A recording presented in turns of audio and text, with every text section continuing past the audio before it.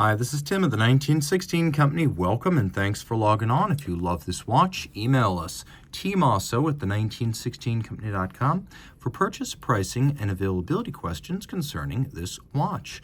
Today, we're discussing one of my favorite small-scale constructors. Ludovic Ballouard of Geneva is a Frenchman working in Switzerland. That doesn't make him unique among independent watchmakers. What does, however, is the scope of his accomplishment. Although originally trained as a watchmaker, he had trouble finding work as a watchmaker early in life, coming out of the quartz crisis era.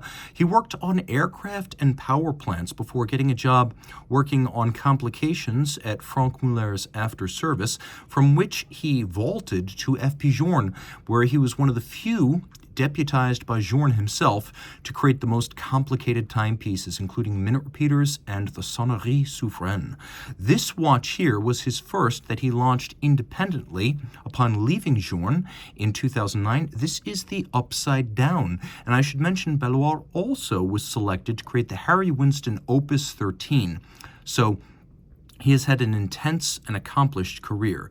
The Upside Down is full of quirky nuance. It is very French. From his home atelier in Geneva, Ballouard makes somewhere between 12 and 24 watches a year. And when I say make, I really mean it. Right down to hand engraving his initials in places like the crown and the side of the buckle. He is in charge of every phase of this watch. So 41 millimeters in diameter, it's 10.8 millimeters thick, and from lug tip to lug tip, 47.2 millimeters with a 20 millimeter spacing between the lugs. On my wrist, which is 16 centimeters in circumference, it's a fairly large watch, though not huge. I'd recommend it for wrists my size and larger, so 16 centimeters circumference and up, and it's fairly flat with a domed bezel, so yes, it will fit underneath a dress cuff.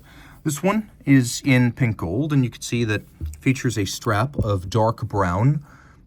But let's be very careful about the strap. It is fake alligator.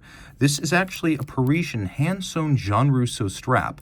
Because of various treaties, we prefer to ship watches between our European, Asian, and U.S. offices using these synthetic straps. And 100% you will get genuine alligator when you buy this watch from us. But I would recommend you ask that we throw this strap in because it is impervious to sweat, UV radiation, moisture, and degradation. It is effectively an eternal strap. And not only does it look the part, but it is hand-sewn and made by Jean Rousseau, which is the OEM strap provider to F.P. Journe, de Bethune, and many others. The buckle is a lovely piece. You can see it features Ballouard's initial. And then you can see he's hand-engraved his initials in the side. A lovely piece and quite bespoke. Taking a look at the case, you probably can't perceive it just by looking at it from this angle, but the case is concave. It's a concave mirror, and a concave mirror at the correct focal length will display the inversion of whatever image is facing it. So when you look at yourself in the side of the Upside Down, your face will be upside down.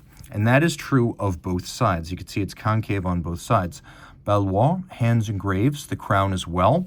And then you can see on the back, all of this is hand engraved with a burin. That is not cut by a drill, it's not cut by a laser or lathe. Deeply artisanal watchmaking. The dial has a lovely discrete granular gray tone, small seconds, discrete branding, and several discs. And so this is very similar to the mechanism that Ballouard created for the Harry Winston Opus 13. Only the current hour, you can see with the index on it, is right side up. So this, for example, is, say that's 5:31. I didn't quite hit it on the nose. And then watch the 6 there. I know it looks like a 9 right now, but at the change of the hour, it snaps. So it is a jump hour of sorts. And the idea being, Ballouard wants you to think of the current time, the present hour, as the only one that matters. How is all this achieved? It's interesting. The drivetrain of Ballouard's complication is based on the architecture of a Peso 7001. Though he didn't use an Bausch here, everything here is fabricated manually, so all the parts are scratch built. So we have the 23.3 millimeter core of the Peso manual wind, but the whole movement itself is about 35 millimeters in diameter and has 51 jewels. So you can see the way this works is that it's easier to see in motion. Let me demonstrate this for you so you know where to look. Okay. We have the basic movement. Then we have a snail cam. We have this jumper spring that's adjacent to it. We have a lever tensioned by the jumper spring and then held fast by the snail cam until its release. We then have this ring gear that has little slots that interact with the jumper. And then you can see that there are these tiny lobes on the ring gear. See those ring gear lobes? And then right now, you can see how it's 10, and the underside of the 10 is being held, that Maltese cross, on either side by the lobes of the ring gear. And so what happens is you get to the point where the jumper spring has been tensioned by the expansion of the snail cam diameter, or radius, I should say, and the jumper slots into the ring gear. Oops, I pushed the crown back in. And then not long after that, the release, watch right there, jumps the mechanism. Pardon me, jumped right there. I'll show you that again. So the way this works is that the snail cam, the jumper spring, and the jumper turn the ring gear. And then the ring gear turns the numeral on the other side. So you have all these little satellites, all these Maltese crosses geared to 1 hour. Now you can see the finishing is exceptional. Look at that beveling. Look at the snailing outboard. Look at the snailing inboard. Look at the solarization of the crown wheel and the ratchet wheel, the polishing of the screws, the quality of the engine turning on the bridge for the escapement below the plane of the balance, the engraving of the number of the watch surrounding the shock protection. You can see that it's been hand engraved on its top, and just a work of micro-mechanical art at the highest level.